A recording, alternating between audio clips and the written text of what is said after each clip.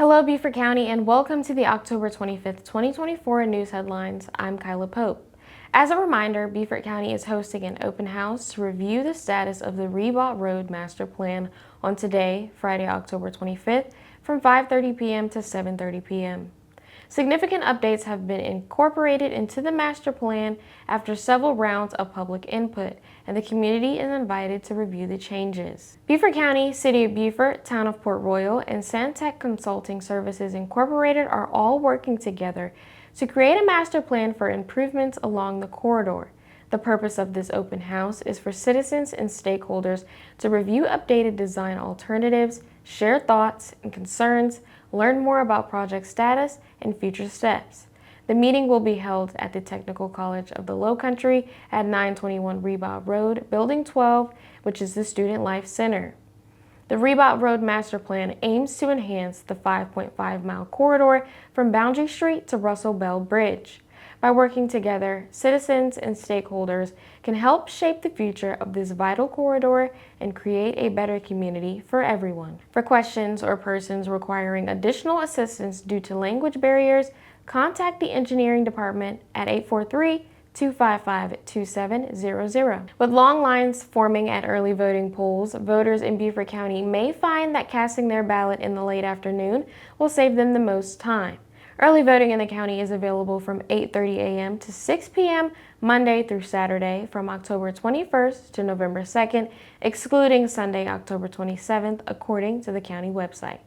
As of the third day of early voting in Beaufort County, 10% of registered voters, or about 12,600 residents, have already casted their ballots, said Marie Smalls, the director of the Board of Voter Registration and Elections for Beaufort County. In South Carolina, early voting saw a record-breaking turnout on opening day, according to the state's election committee.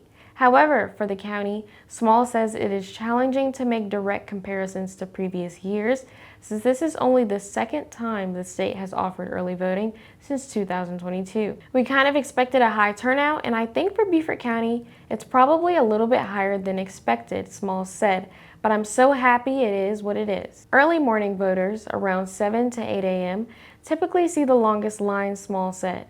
Midday tends to offer a break with shorter wait times, though lines pick up again in the early afternoon.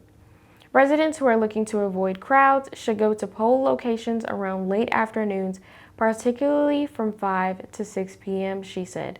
Polling locations, specifically in Bluffton and Hilton Head, have seen a steady turnout, Small said, with average wait times on Monday reaching to no longer than 1 to 1.5 hours, decreasing since then.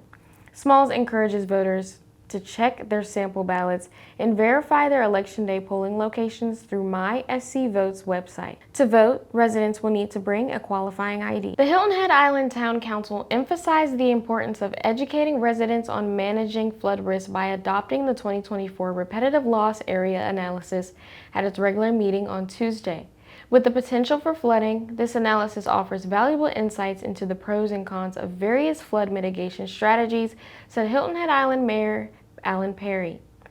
While property owners aren't required to take action, this report serves as a resource to help them make informed decisions to better protect their homes. The analysis, required by the Federal Emergency Management Agency, or FEMA, as a part of the Community Rating System, or CRS, helps guide property owners interested in safeguarding their property against future flood losses. The town of Hilton Head Island, currently rated as a Class 5 community, and the CRS qualifies property owners for a 25% discount on flood insurance premiums through FEMA's National Flood Insurance Program, or NFIP. Currently, the town has 23,697 NFIP flood insurance policies enforced with more than $3 million in savings. To maintain this discount, and as a part of the analysis, the town evaluated the potential causes of flooding in areas that have flooded historically. Hilton Head Island has 25 such areas. The analysis included maps and detailed data on these areas gathered from surveys, claims data, and historical records. There is no mandate for property owners to mitigate flooding risk. However, the Repetitive Loss Area Analysis provides a guide and resources for making improvements and protecting their property. The complete analysis can be viewed on the town's website at hiltonheadislandsc.gov. For more information, residents can contact Shari Mendrick, the town's floodplain administrator, at 843-341-4687 or Shari M at hiltonheadislandsc.gov. As always, for more information on these stories, you can check out the sources here on your screen.